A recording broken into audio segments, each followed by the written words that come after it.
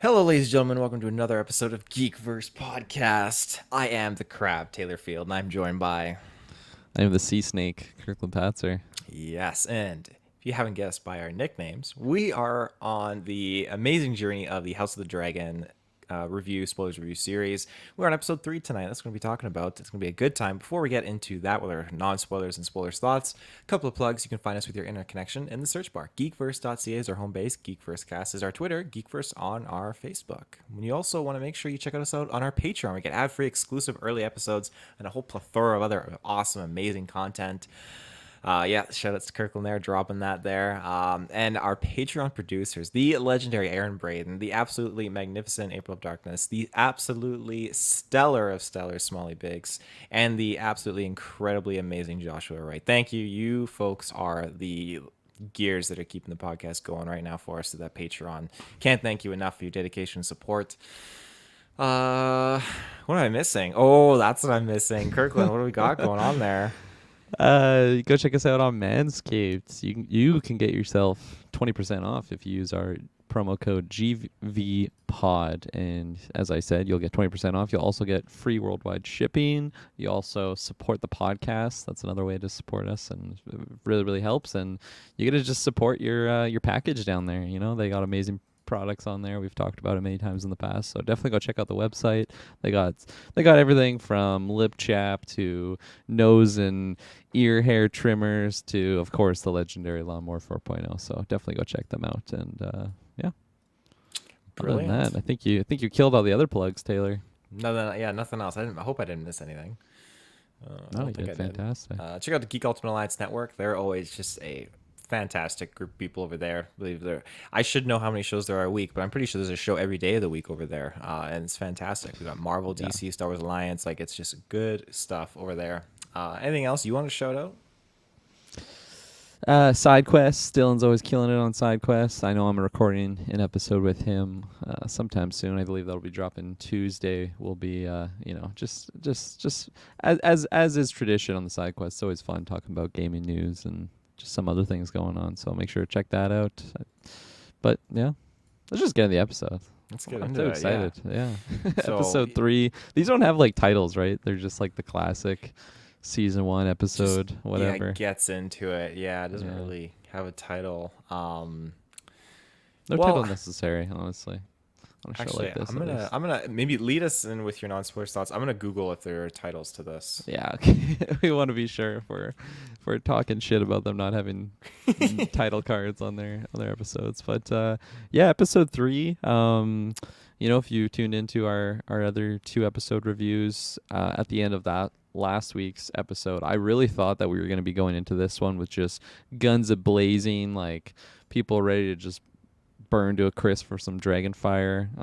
So I was like super looking forward to this episode. I think I was already like really into the show by probably the first episode, honestly, and then second week's episode, it just really blew my mind again. I was super jazzed, and I think this episode, I don't want to say it's like a disappointment or anything, but I will say it was probably my least favorite out of all of them.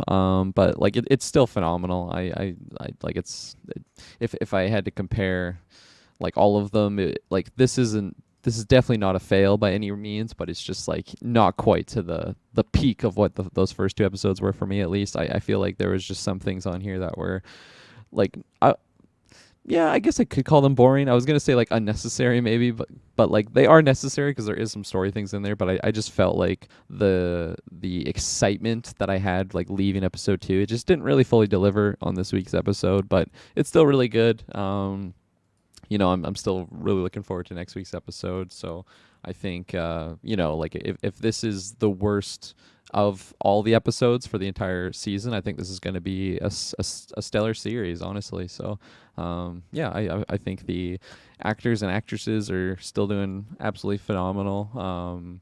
The costume design's great. The music. I feel like last week's episode, I didn't realize that it was actually just the exact same like intro theme. I know we talked about it, but I thought it was like a remix version or something of it. So this time I'm like, what the hell? They just stole it. And then she's like, yeah, they had it last week's episode. I'm like, what? No way. And then I like after the episode was over, I went on episode 2 and I'm like, is it really that what it that what it was? I must have like skipped the I don't know. I don't know what happened. I didn't hear it last week's, but yeah, it totally threw me off that it was just the Game of Thrones intro music. It's I don't know.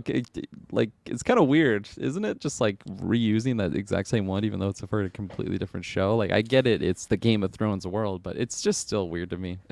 Yeah, like same theme and everything. I understand the weirdness because I think, like I mentioned last week, it's like, not I don't want to say a cop out, but it's like, oh, they know how to just rope me back in. Like we're just going Yeah, right back. Like it's like 5 years ago when Game of Thrones was at its prime already. So it's such a good theme song, but at the same time, like they can't just get a little bit original for like they changed the animation for what the intro is, but they just use that same theme. But I'm going well, off for unnecessarily. good tangent because when I hear that theme, my mind associates to Daenerys and Jon Snow and all Yeah, those characters. Theon Greyjoy losing his Greyjoy. Yeah, but they're not in this show, so yeah, I guess it's just a theme that really encompasses everything in Game of Thrones through all Yeah. the families and And like such. since they played their hand here, if they do any other like spin-off series like the Jon Snow one, they better have that same theme song. Otherwise it's like what are they doing? Like And the Jon Snow, yeah. they're sticking to it, but they're not. They're inconsistent. So Hmm. they played their hand that this is the theme song for any Game of Thrones spin-off. Yeah. But what do you think, non-spoiler wise, of episode 3? Did you Google and find any I like did, yeah. Oh, you And did? we're Ooh. we're filthy casuals. Episode 1 was the heirs of the dragon. Episode 2 was the rogue prince. And now I remember I do think it actually says this at the beginning of the Oh, episodes, you or at right. least it Yeah. says it when you click it on Crave. And this Right. was episode 3, second of his name. Oh, And okay. I'm not get me off this page. I shouldn't look at the other titles for future episodes. Daenerys is back. That's the next Yeah, week's episode. Daenerys' return. Yeah, this episode I thought was interesting. Definitely, probably the lowest. I'm with you on that. Lowest of the three that we got so far, but not by much. It's not by a huge margin for me because we got some amazing cinematic moments that were so good and so gorgeous, and we got some interesting developments with our characters that I'm excited to kind of get into and talk about. But it seems like we've just kind of got a conclusion to some components of storyline with certain characters, and then just like a whole bunch more new questions and storylines kind of like reopened for like new trajectories and stuff. So I'm very much excited to see where this is going to kind of go in the next episode. But yeah, it was definitely really good. The score, as always, is fantastic, and yeah, I'm super super driving with what we're getting. I feel like so far things have been introduced at a pretty good pace where I can easily latch on, connect with these characters, and understand what we're really getting into. And so I'm really thankful for that because I know eventually we're gonna. Well, that might be a little bit of a spoiler. I won't say that.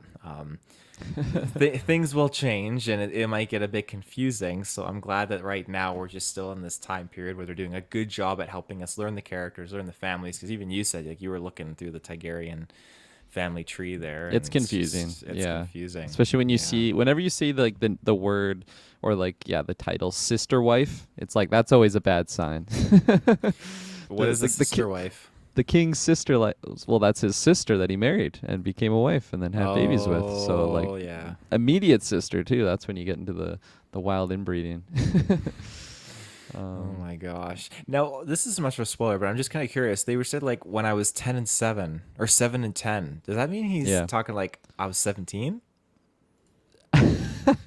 That's a good question. That would actually make more sense because the way I took it was like the king was like 10 and then the wife was The wife was 7 7? and then it was really bizarre too because again this isn't really that much of a spoiler but he was just talking about how like he had a choice in like marrying who he wanted to like with the other Targaryen lady who if you're watching up until this point she passed away. Just like but so he had a choice to pick her, but like if he was 10 years old and she was 7, like is that really much of a choice? So That's maybe no choice. maybe that makes a lot more sense that he was 17, 10 and 7. Why can't they just say 17? Maybe it's They that should, old yeah. speech, the high Valerian or low Valerian speech. Oh yeah.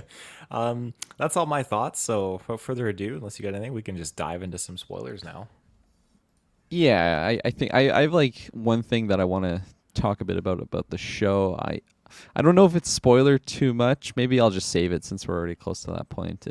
It has something to do with like the entire series as a whole moving forward that I'm very curious on how it tackles. So, yeah, maybe I'll just save that for the spoiler talk because yeah, yeah, yeah, I'll do Sounds good. that.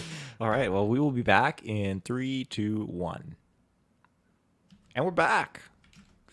So, All right, Kirkland, what is yeah. this? Yeah, so like this was something that I don't know if we knew going in.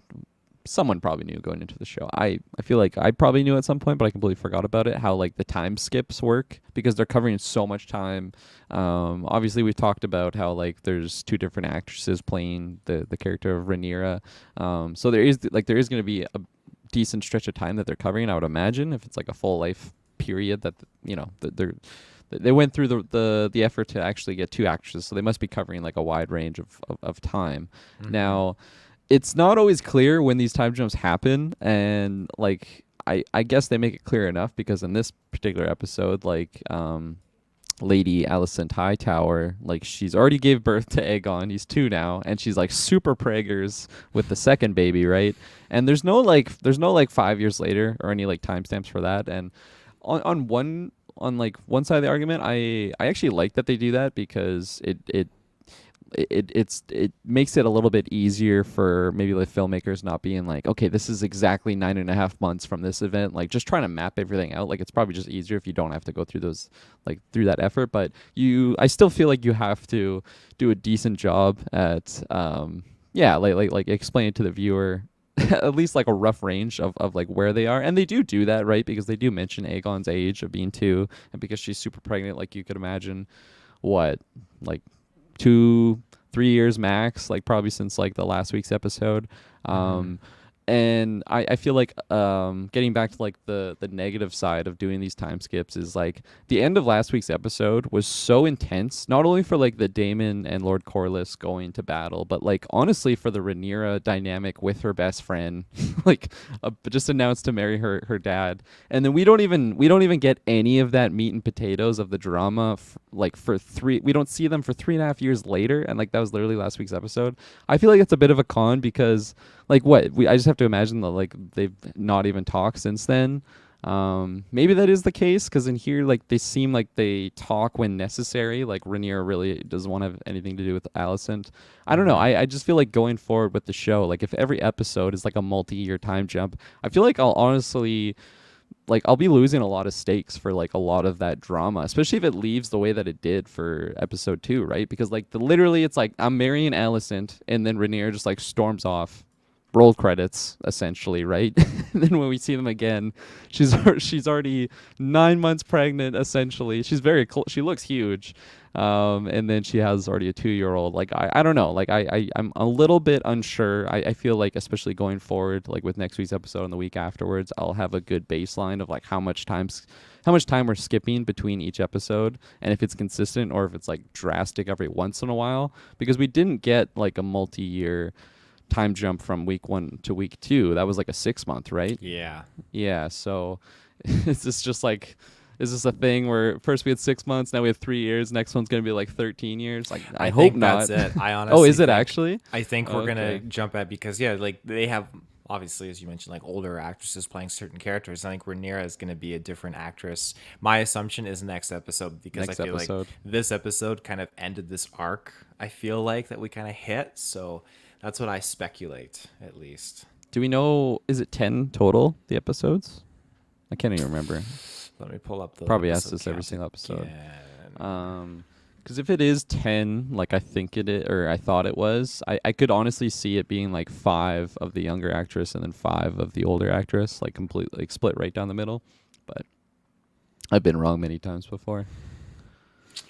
This article is just useless. How many episodes is there? There's 2. That's a lie. There is 10 episodes. Okay. So yeah, if it is 10, then I think maybe it'll be 5 and 5, but who knows? Like I said, don't take my word for it. 5 and 5. That makes sense. That'd actually make a lot more sense. I was for some reason thinking like an arc of like, okay, here is 3 episodes at this time period, another 3 in this period, and maybe like another the last one being in Yeah. oh no, that's 6. But It'd be 3, 3, and 4. it's strange too because like the argument to make like a time skip thing like that happen is like you want to tell this contained story that like obviously spans a long time in like a series, but like it's already been announced that they're getting into season 2, so that's what it's like.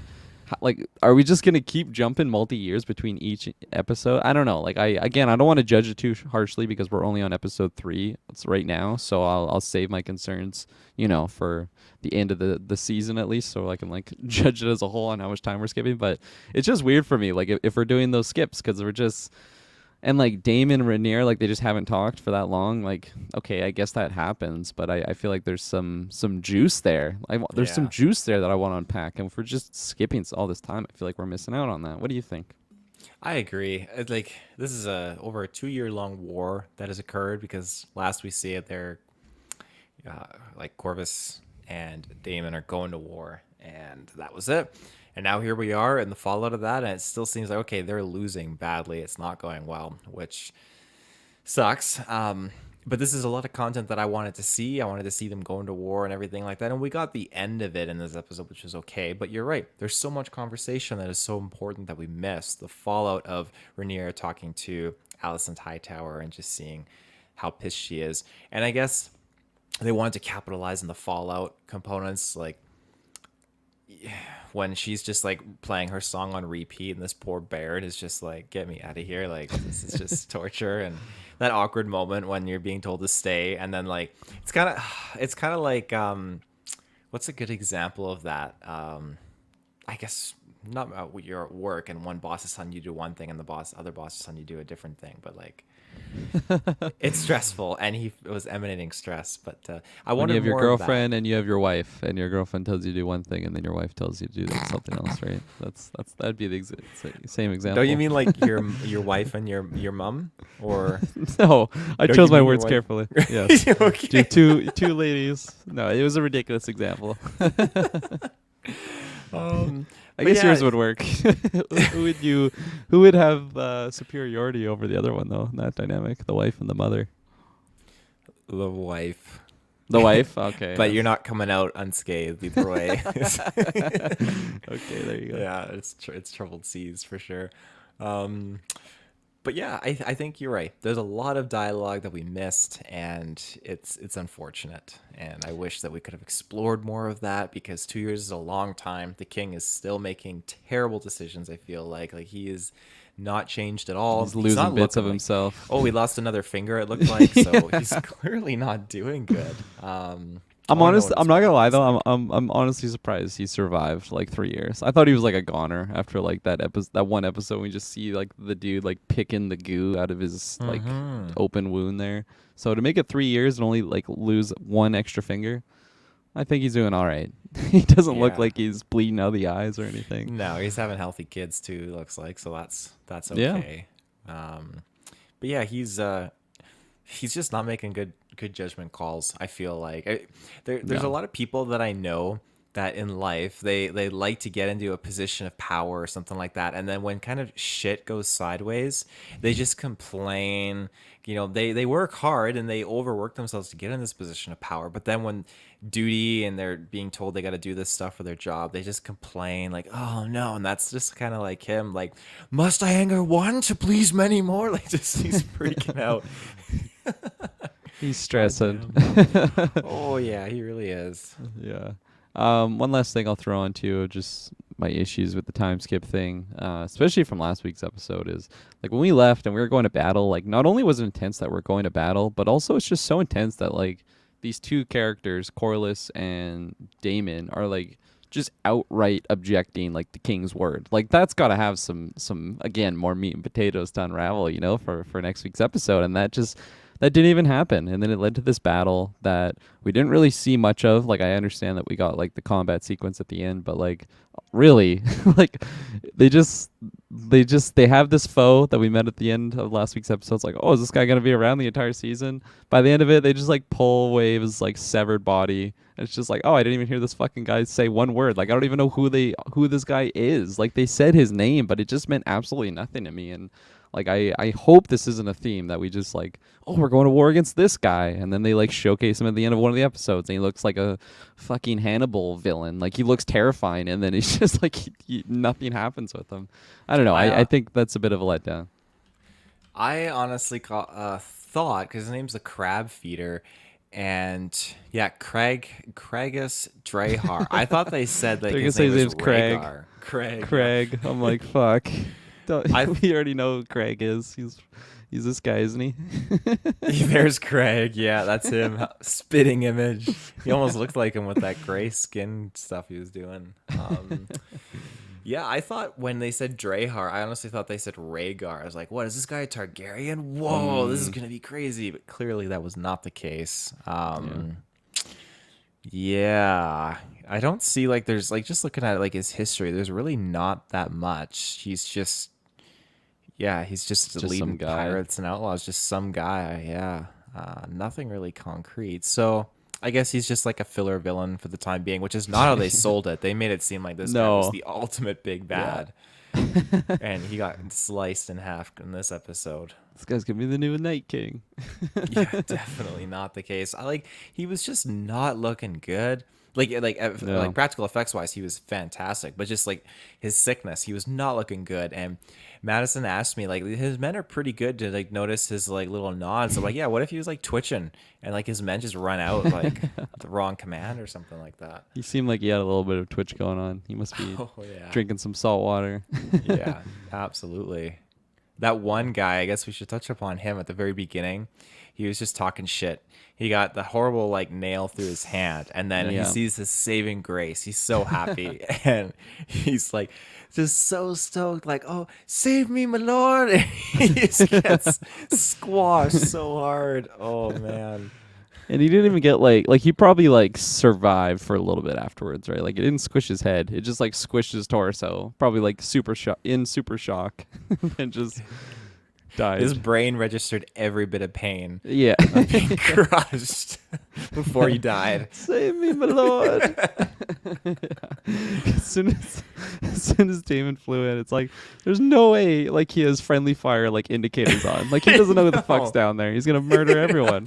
And sure enough, he didn't burn them like I thought was gonna happen, but yeah, he squashed them. Yeah, his friendly fire settings toggled for sure. That was not happening. Oh, that's funny. Yeah. Where do you want to go next, Taylor? I want to shout out the fact that I guess pugs exist in the Westeros. I know it. That was a shocker. Very interesting. Yeah, that's such a specific dog breed to just They like got- appear. They got very talented dog breeders back in Westeros. Yeah, apparently so. Only for the best houses. Yeah. Speaking of the houses, we got a much more prominent look at the Lannisters in this episode. How do you feel about that? Sir Jace Lord Jason Lannister, right? Yeah, I love it. It's interesting seeing just such a different power dynamic in the Lannister household at this point in time. Like obviously, Tywin Lannister, was that his name? The big head honcho. Like he was just such a powerful guy, right? Like he just had a certain gravitas about him that he just like commanded respect. And like even just being a viewer on my couch, I'm like, Jesus, this guy's just drawing my attention to him. Like he's powerful. And then you have this character who, okay, yeah, like it seems like he's like the Lord Jason Lannister. But like it's so not even on the same level as like what Tywin was. Like Tywin wasn't the king, but like you knew he was the one that just like was running all of King's Landing.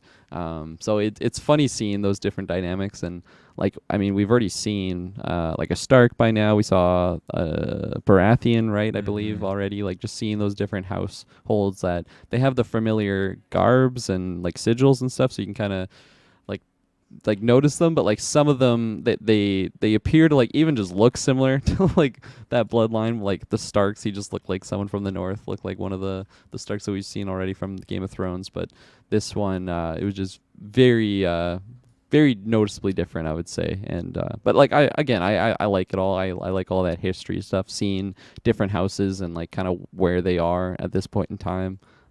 So all those moments are fun. especially now, like because I've seen Game of Thrones, like just knowing like Casterly Rock and like Dragonstone was the other one that we went to last week. So I like hearing about these locations, and it makes it have so much more history, right? Like when we get to that point in Game of Thrones, like when they have these titles, it's like, oh, they've been around for hundreds of years, and like I've actually seen where they were at this point. So that's fun. But yeah, definitely. Jason was trying to get a Rhaenyra to Casterly Rock for himself. Easier for me to say tonight.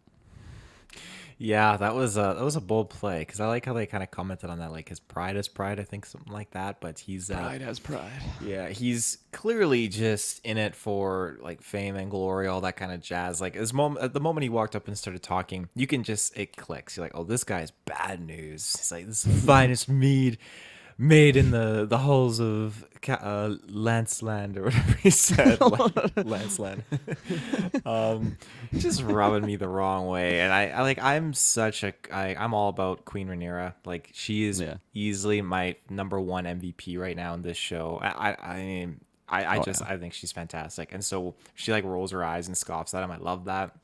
And then he's just again preaching to the choir, like just it's so like blunt and just made me like squint like, oh, he's like, my wife, you, my dear wife, will sit in Castle de Rock with me. It's like, oh man, how can you be any more forward? Just a Yeah. bold play. I'll put a dragon pit in. It's like, Yeah. why are you gonna dragon pit? Anything for my queen. It's like, and like that moment when she just kind of realizes like what's going on. She's like, thanks for the wine. Like, here you go. But yeah, like I feel like that whole dynamic in this episode of like the courting process, I found that interesting nonetheless because like that's such a thing of the royals to do. So like, why should Rhaenyra be exempt if Viserys, like he didn't want to remarry, right? But like it's just his duty to like strengthen his line, and I like how they keep stressing that like they all kind of knew that they have to do that anyways. Like even Viserys and Rhaenyra have that conversation, so I like all that stuff going on. So yeah, like I think I did definitely like that portion of this episode because it's that medieval court and like all that stuff. Like I do find that interesting. And just how Rhaenyra is going to tackle that. I don't think she's marrying a Lannister by any point in the show. I wouldn't put my chips on that camp, but it's still interesting. And I absolutely love the conversation in like that king's throne room between Rhaenyra and Viserys, and just talking about that, and like how he does at the end of the day he does want her to be happy.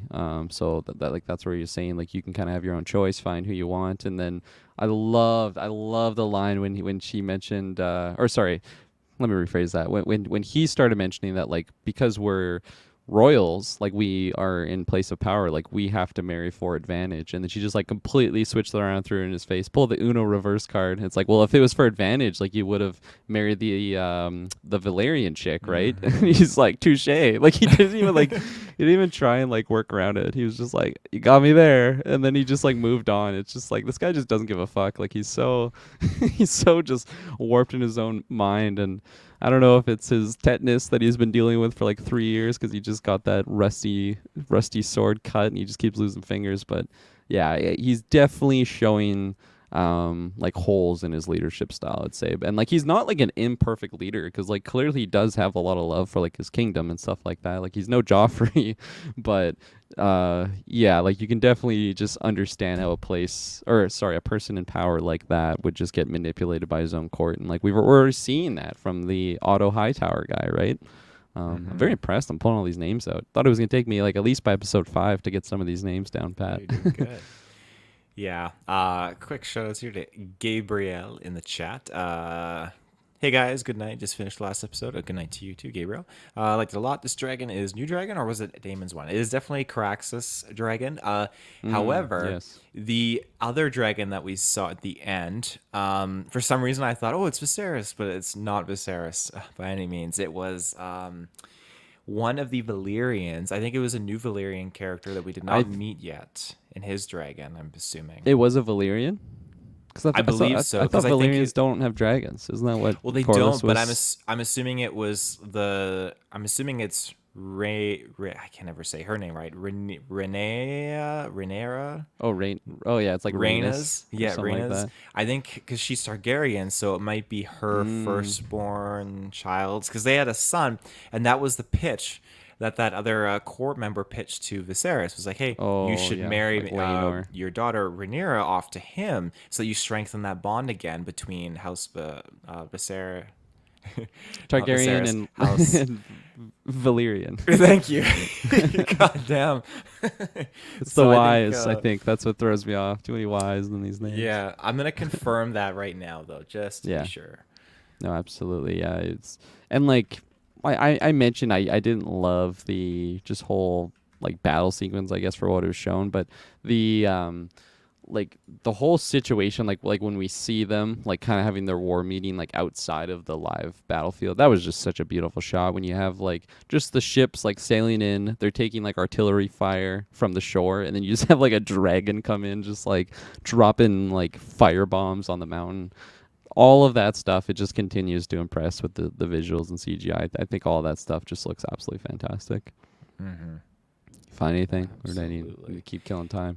Oh my goodness. No, like I type in one thing, I just kind of okay. Well, I got a photo here. Let me Well, pop this. This is enough to kind of like gauge us in here. This chap, I'm pretty sure this was the gentleman riding that yeah, dragon. he was in this episode. He was at that he was at like that war meeting in that situation I just described when they're outside, and Yes, he yes. was talking blah blah blah, and then so is that their son or is that like their nephew? I'm assuming it's Yeah, Rhaena's and yeah, Corlys. Corlys, thank you. Because and then the other chap at that meeting, that was Corlys's brother, right? Like the other Yeah, king. the guy Yeah, like because speaking he was mutiny. like, "Damon is losing us this war," like that guy, Yeah, right?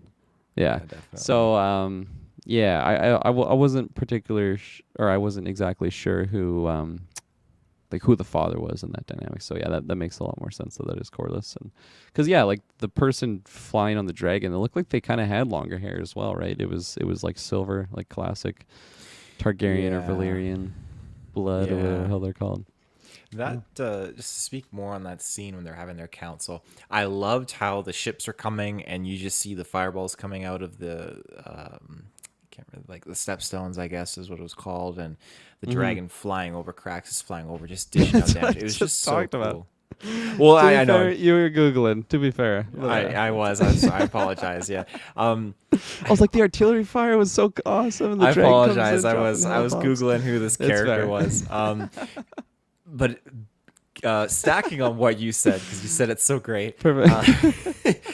We get to that point where that guy comes up and his one goal was to deliver this letter. Like he had to deliver this letter. His life depended on it, clearly, because He did Damon such just a good kicks job the too. shit Yeah. out of him. He didn't even probably see it coming because it's like, oh, I did my job great. He's Here's the expecting a letter. tip. He's like, yeah, I was so Yeah, quick. he got his hand out, just reaching for it. But yeah, then Damon just goes to town on him, starts smacking him with his helmet, kicking the shit out of him. Thank God they pulled him off.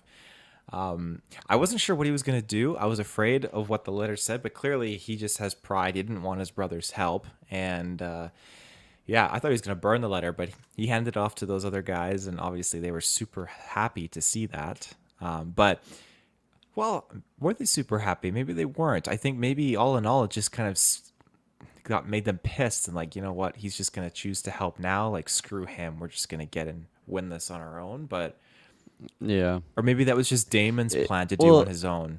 it's I took it like because Corlys and Damon kind of like started this war on their own. Like they didn't need the help of the king anyways, and like they almost did this out of spite of the king. Like fuck the king, like we're gonna go do this on our own. So the fact that he's like, oh yeah, guys, like I'll come over and bring in like the winning blow and just like take all the credit. Like that's probably the way that it would have been perceived. So he's like, fuck this, like we got to end this now before the king gets involved, because like there's still that strife between them. Yeah, and then we get like just I was so worried Damon was gonna just literally go in there and like 1v1000 the entire army. I'm like, if this happens, like I'm just checked out of this show. Like it's gonna be just Mission Impossible protagonist coming here. Like, this guy just can't die. Are you kidding me? Luckily, like the rest of the army showed up, so it's like, okay, this is acceptable. But yeah, when he brings in the white flag and then he just like goes crouch there, and there's like so much tension. It's like, oh my god, he's gonna just take out all these guys. They have like all of the archers. We did get a nice visual with like the dragon coming in, providing some cover, but yeah, I was like eye rolling. Like, no, please don't let this happen. Please don't let Matt Smith just completely 1v1000 everyone like he's in Morbius or something. So that didn't happen. So I was happy. You're safe.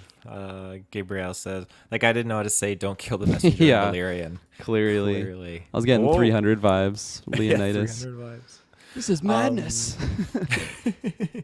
uh, on that note of him facing the army, thankfully not on his own, I got really absorbed into the scene when because I thought he was just gonna actually surrender and this is part of his plan. But when he just went to town that guy real quick and then started to run and the arrows were coming, I was just super into this because it reminded me a little bit of the Battle of the Bastards to a degree, just with the way the arrows were. And just as he's running, you just see the arrows like whiz by his head, and they're not emphasizing and focusing on them, but it's subtly in the background, just zipping by him. And then there's of course certain moments that focus in like where his heel was or where his shoulder was, his neck. I'm okay with that, but there was so much going on. It was just so intense. I love the way that it was filmed.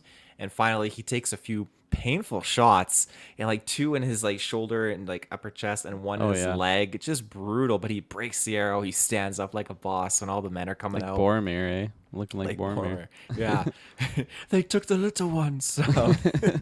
So but yeah, just I'm really liking Daemon Targaryen as a character, but I feel like I shouldn't because he's he's got ill intentions, but like Yeah. I am liking him and I'm liking maybe where he's going as a character and what we're gonna see come out of that. Again, I think Matt Smith is doing a fantastic job with this character. So Mm-hmm. again, that when he showed up at that meeting, like you were talking about earlier, and that guy's just like, "Oh, it's all Damon's fault." Like, and then he's talking like, "Oh, if you're gonna see like, not rebellion or see mutiny is how he called it. Like, don't bring that upon here." And just the way the men were looking at Damon, like they weren't happy with him. Now, I'm trying to figure out why this is Damon's fault. Is it because he didn't want to accept help or reach out for help from the King's Landing, from the King Viserys, or was he just not doing a good job? Because I felt like he was just burning that island like 23 hours a day and doing a pretty good job keeping him in there. Yeah, no So kidding. Yeah, and again, that's some answers that probably could have been explained if we didn't skip 3 years, like we yeah, actually like got some of that wartime. But like, that probably would have been a full season thing. And like, I don't know, I was gonna say we don't have much time to spend on that sort of things, but like we already been announced that we're getting a season 2, so I don't know. It's I'm iffy on that, and again, I think that'll be something that kind of clouds me going into each and every one of these episodes if we keep getting these time skips. Who knows? I'm still liking it to a degree, like I am still liking the material, the the sauce covering the meal. I'm still loving all that. But when I pull away that sauce, sometimes I'm wanting some more. well, maybe in season 2 we'll get a full flashback episode specifically to him in You that never know. battle. Hopefully Yeah, not. I hope not. exactly. But yeah, I'll give my Damon thoughts after this ad break, and we'll be right back. And we are back. Oops. Yeah. So I was getting my thoughts on Matt Smith, Damon's character. I loved him from like the first episode. It's just this like super cocky, like just does what he kind of wants type of character, and I'm all for that. And I think Matt Smith's killing it at like this role for that reason.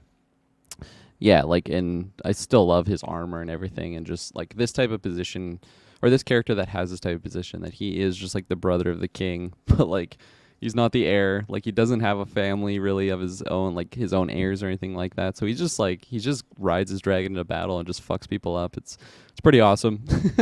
I don't see it, like I don't see it being that sustainable because he's just so chaotic. But I am still excited for when we eventually do get Rhaenyra and him like back on screen together and how that dynamic unfolds, because I've seen shots of like the older actress with him, so like I know that's gonna happen. We didn't get any dialogue for 3 years, which was just the like the in between from last week's and this week's episode. So yeah, I'm hoping it evolves into more than just a badass looking character. Mm-hmm. Yeah, I agree. Where do you want to go now? Um, did you have anything really to touch upon, like the Alicent dynamic with like Viserys? I kind of like just blurted that out when I was talking about like the rushness of the episodes, and I was hoping for more dynamic there.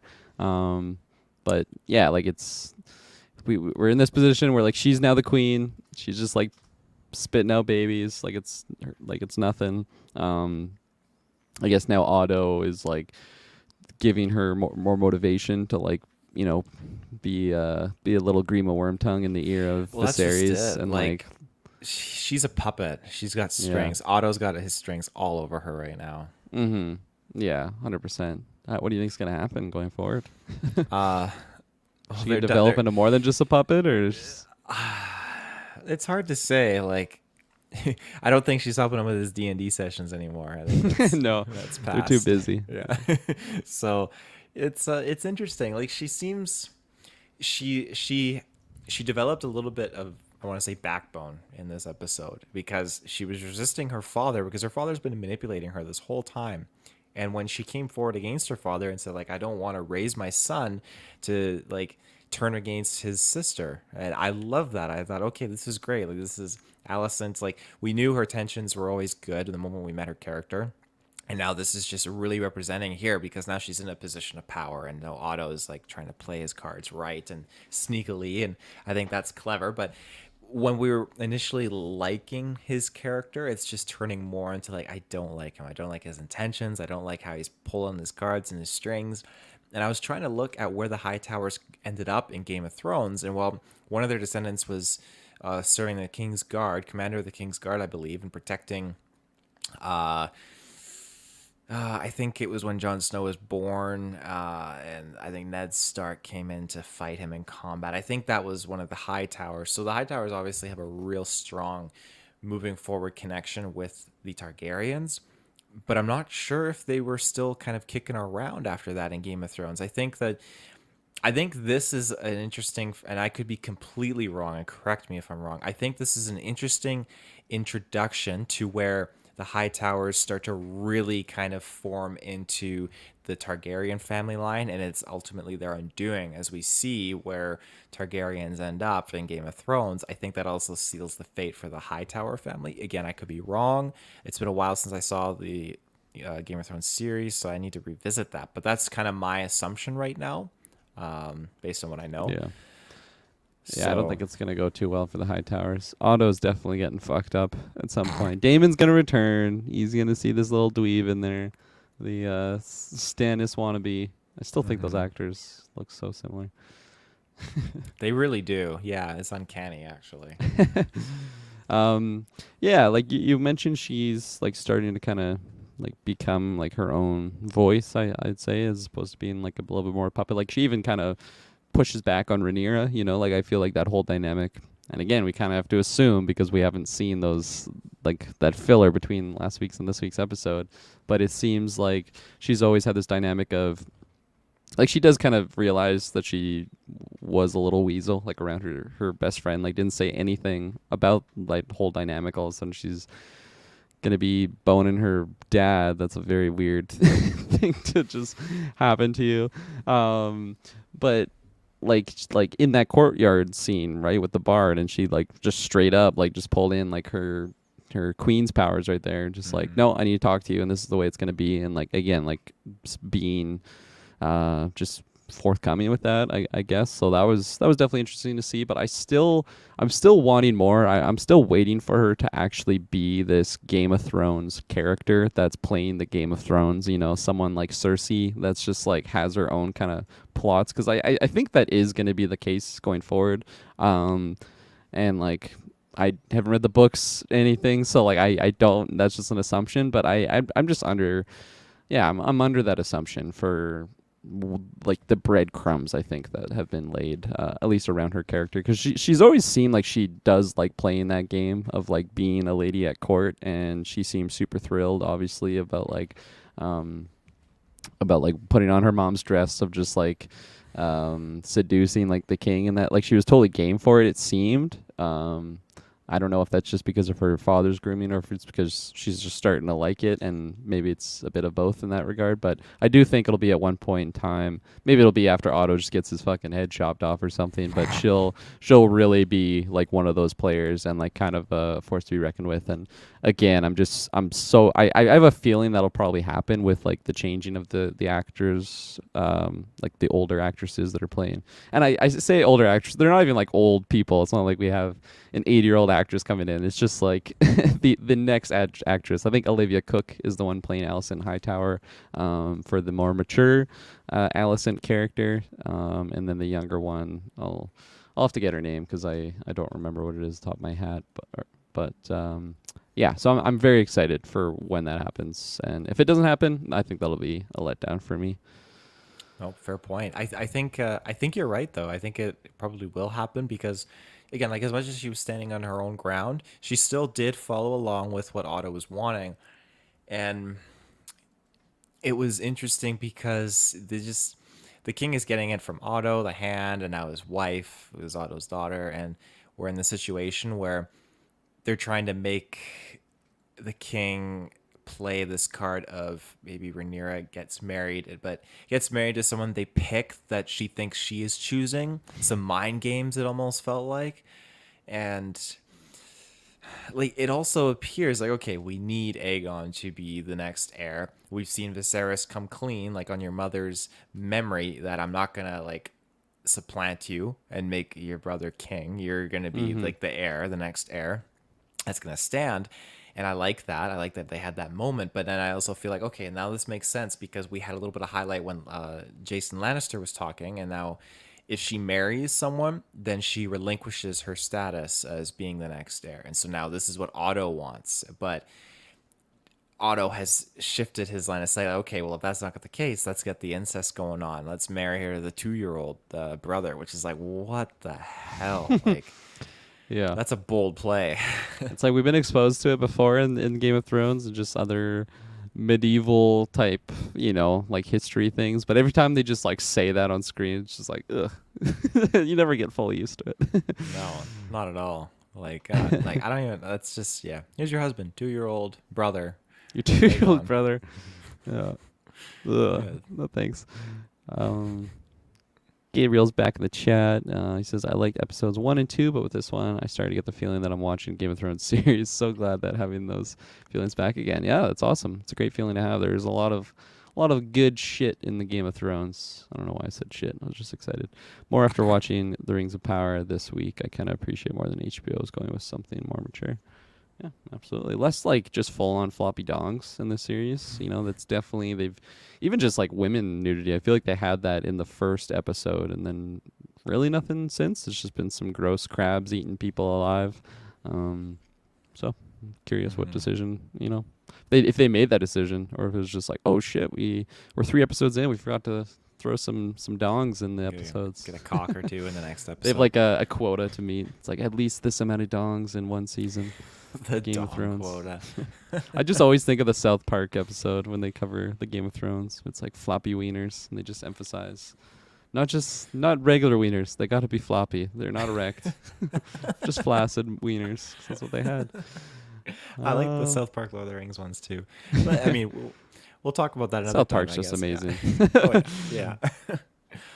um, I feel like there was a specific thing. I'm curious on your thoughts about the hunt.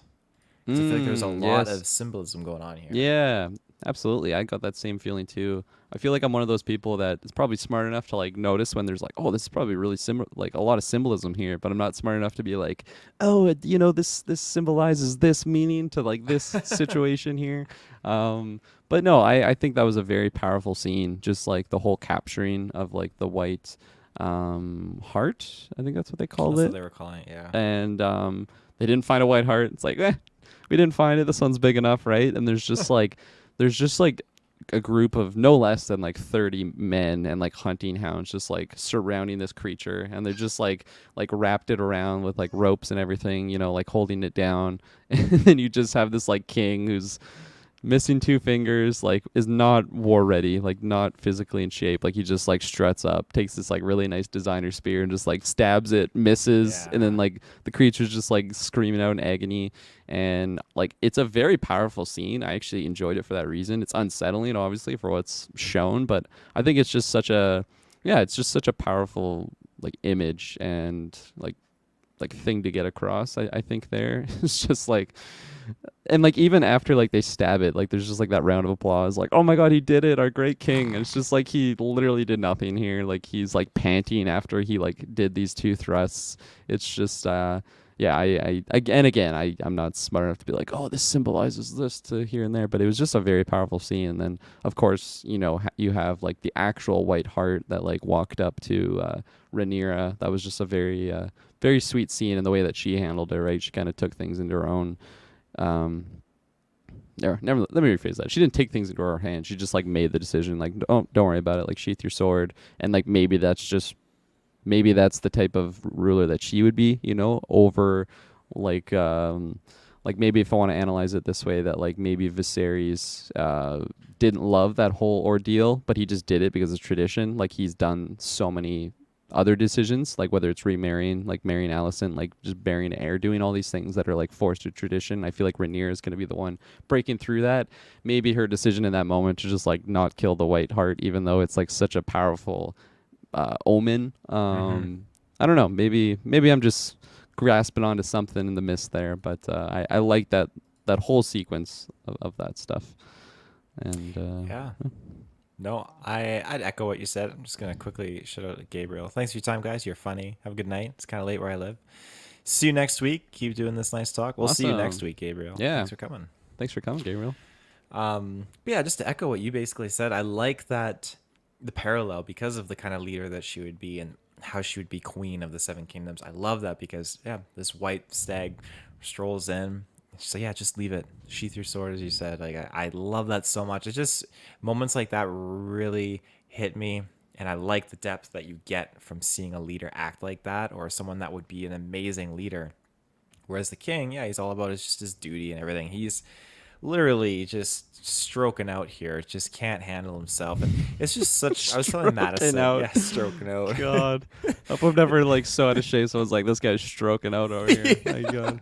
I think it's a golf term, isn't it? Too like. Oh, okay, yes, that's fair. That's I not think how like I was he's implying just it. having like a stroke. He's That's so what out I of was shape. meaning for Okay, specifically. yes, that's the way I take it. He's stroking out. But yeah, it's I was telling Madison, it's just such bullshit. You are just drinking, getting drunk, eating great in your tent, and you have these guys, a team of like 50 going out with the hounds, just cornering this deer while you just like chill. They blow the horn. You stroll up, as you already mentioned, and they got the ropes tied to its antlers.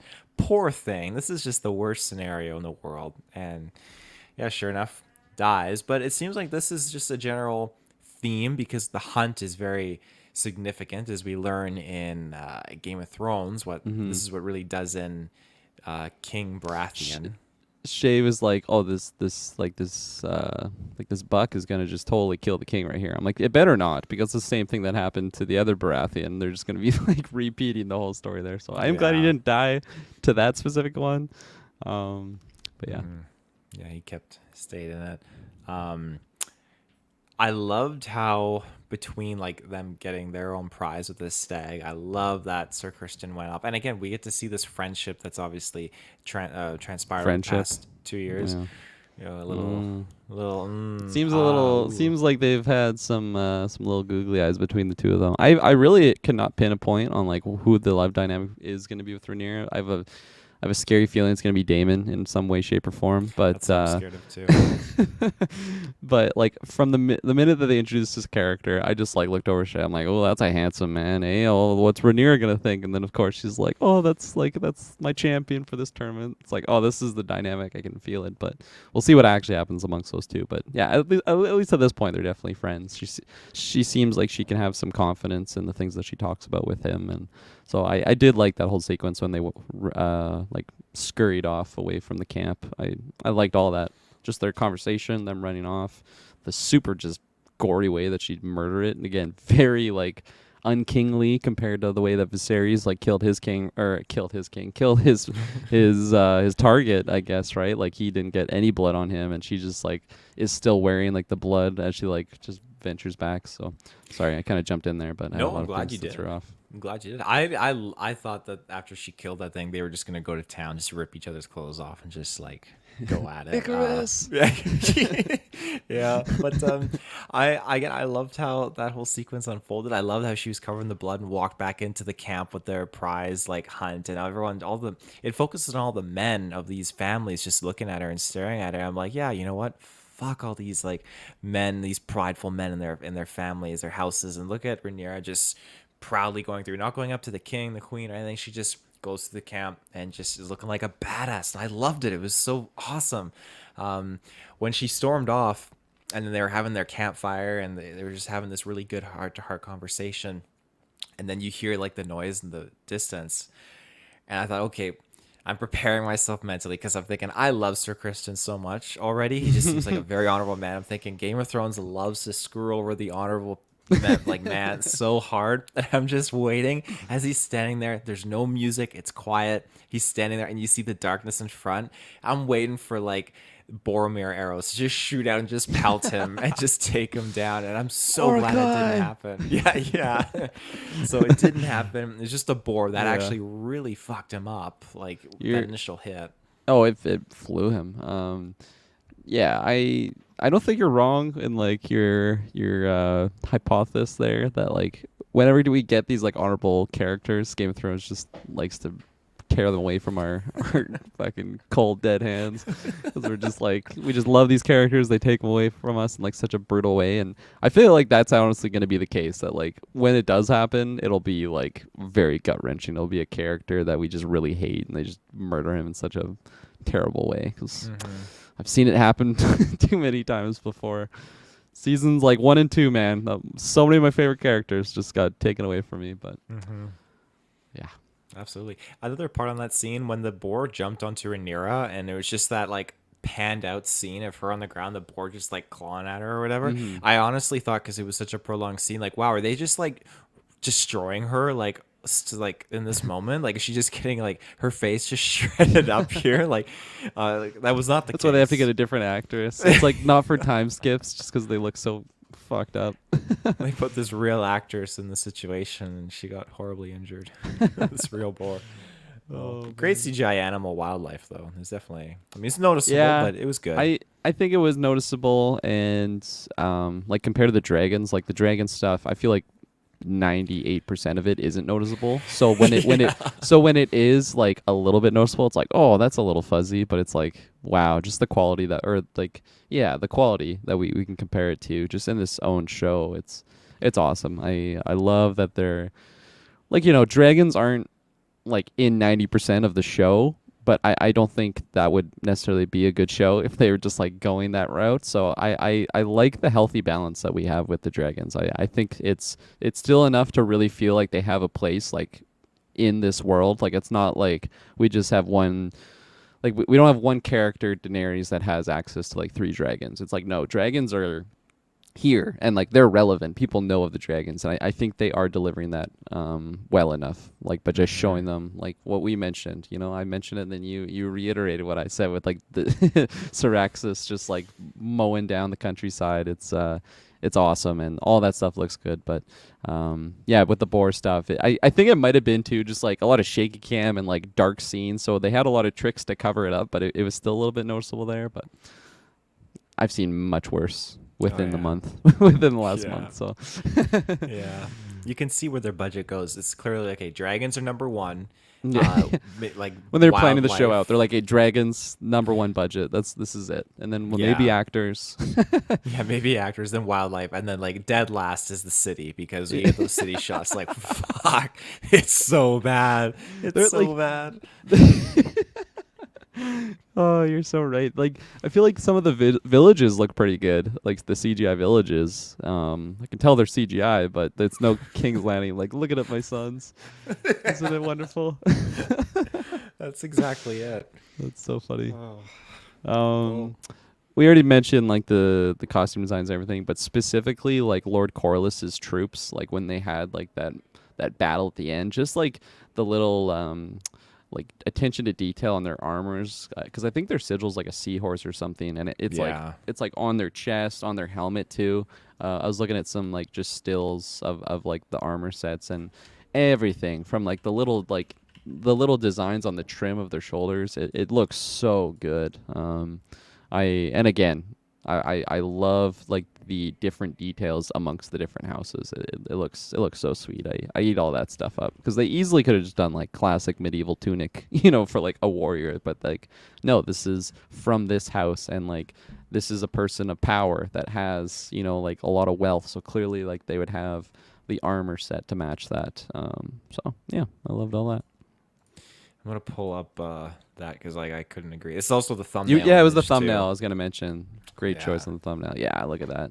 it's cool Looks because it's so like good. not even like your standard seahorse, but it's actually like the horse with like the hooves like Yeah. merging into the seahorse tail. It's such a cool sigil, and yeah, just they look badass. Does it say Lord Corliss and it's like Whoopi Goldberg down there Where? on Where? the left? Oh, yeah.